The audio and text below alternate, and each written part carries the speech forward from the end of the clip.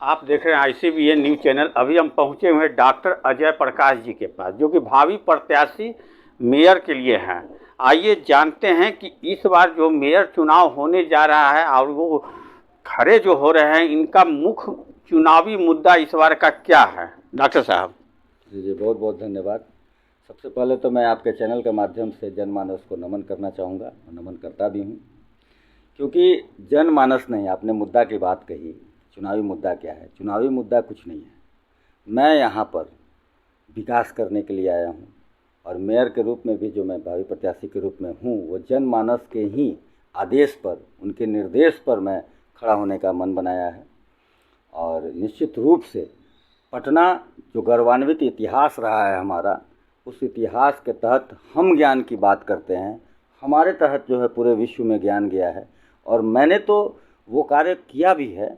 एक चिकित्सा विज्ञान जो एक्यूप्रेशर आप जान रहे हैं, एक्यूप्रेशर विधा पहले पौराणिक काल में बहुत विकसित था और उस विकसित चिकित्सा पद्धति को पुनः स्थापित करने वाला यह बिहार ही रहा है। और यहाँ से आज 154 ब्रांच हमारा स्थापित है पूरे देश भर में और विश्व भर में 7 देशों में इसका स्थान अभी सुदृढ़ अवस्था में है। तो वही इतिहास, क्योंकि चिकित्सा विज्ञान के साथ साथ अर्थ विज्ञान, युद्ध विज्ञान तक यही का है। गौतम बुद्ध को ज्ञान यहीं से प्राप्त हुआ है। तो आज क्यों पटना जो है 45वें पोजीशन पर है, ये नहीं होना चाहिए। जब हम ज्ञान की बात करते हैं तो यहाँ एक से बढ़कर एक ज्ञानी लोग उपस्थित हैं।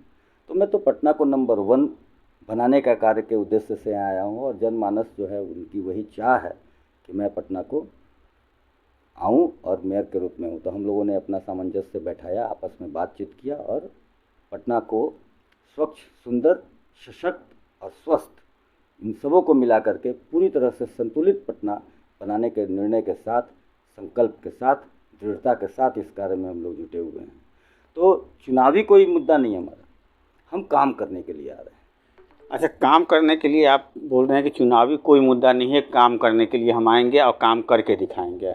ठीक है, आपको नहीं लग रहा है कि अभी तक पटना नगर निगम का जो कार्य रहा है कुछ एकदम पिछड़ा टाइप का काम रहा है? हर जगह डेवलपमेंट और हर जगह का एकदम त्रुटि ही नज़र आया। हर जगह वो चीज़ नज़र आ रहा है जो पब्लिक को नहीं दिखना चाहिए था।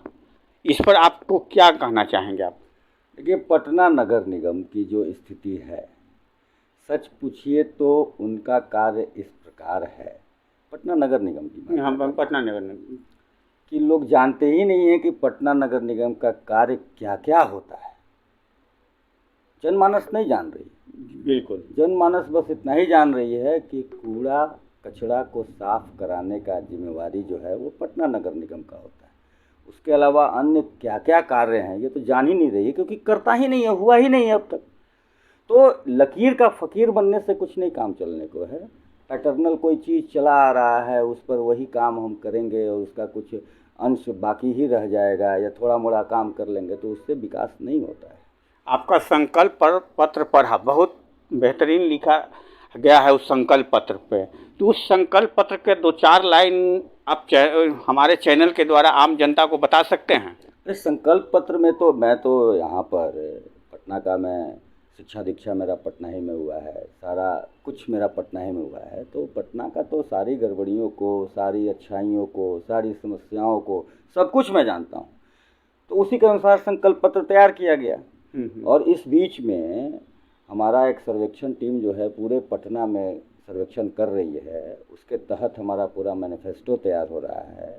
उसके तहत सब कुछ करेंगे, कोई 1-2 चीज़ के लिए नहीं आ रहे हैं। पटना को नंबर 1 बनाने के उद्देश्य से आ रहे हैं कि पटना उस लेवल पे बनेगा कि संपूर्ण देश के सभी शहर जो अपने आप को 1 नंबर, 2 नंबर, 3 नंबर ये सब बने हुए हैं लोग, वो लोग ये कहेंगे कि वाह क्या सुंदर पटना है, क्या स्वच्छ पटना है, क्या सशक्त पटना है, क्या स्वस्थ पटना है, क्या संतुलित पटना है, हमें उसका नकल करना चाहिए और लोग अनुसरण करेंगे।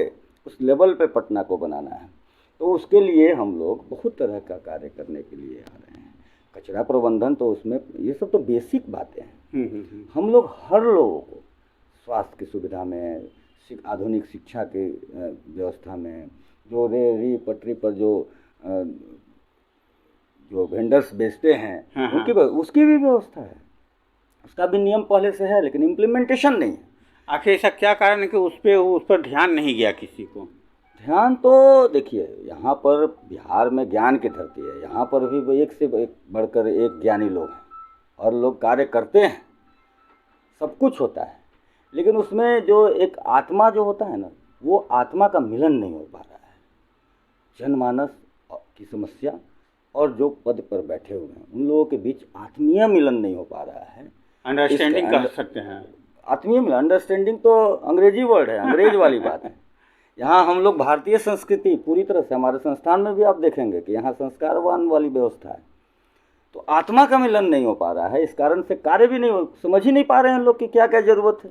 अरे मैं जब एक आम जनता के रूप में हूँ तो मुझे पता है कि क्या क्या ज़रूरत है। जब मैं पद पर बैठता हूँ तो उस समय भी कार्य करने की प्रवृत्ति होनी चाहिए। जब कार्य करने की प्रवृत्ति रहेगी ना, तो निश्चित रूप से आत्मीय संबंध बन जाएगा और उस पर विकास की धारा जो है ना, वो चलेगी नहीं, वो दौड़ने लगेगी और पटना एक विकसित शहर बनेगा जिसका अनुसरण संपूर्ण भारत के साथ साथ विश्व करेगा। बहुत बहुत धन्यवाद डॉक्टर साहब आपको, जो हमारे चैनल के लिए आपने समय दिया। आपने सुना डॉक्टर अजय प्रकाश जी को, जिनका एक ही संकल्प है, सोच हमारी विकास आपका। इसी सोच के साथ वो अपने चुनावी मैदान में उतरे हैं और आगे वो जनता के बीच रूबरू हो रहे हैं बराबर, और संकल्प पत्र भी वो बना चुके हैं।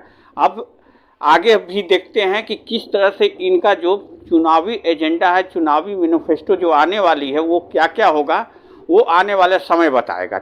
ICBN चैनल देखने के लिए धन्यवाद।